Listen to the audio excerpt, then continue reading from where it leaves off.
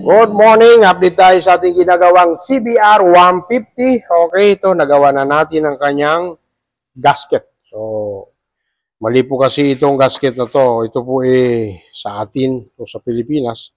Iba po ang code ng Pilipinas at saka Indonesia or Thailand.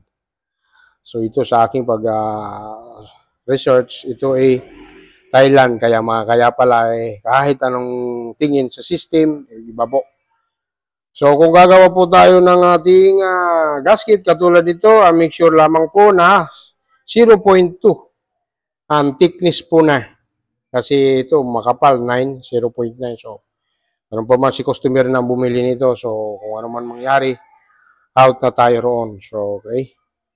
Kabit na natin. So ang part number po nitong isaktong code niya ay 11393-key GH-900 gasket right cover. Kaya yan po ang kanyang saktong part number. Ilagay ko lang sa comment section o sa screen ng kanilang mga part number.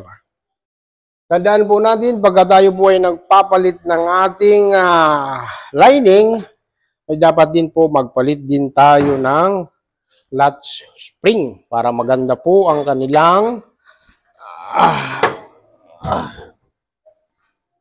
para goods po lahat. Pati gasket, huwag kalilimutan. Kasi po ito, ang nangyari po rito, nagpalit ng lining, di naman bumili ng gasket. So, naghanap ang problema ng nakakahanap, sablay o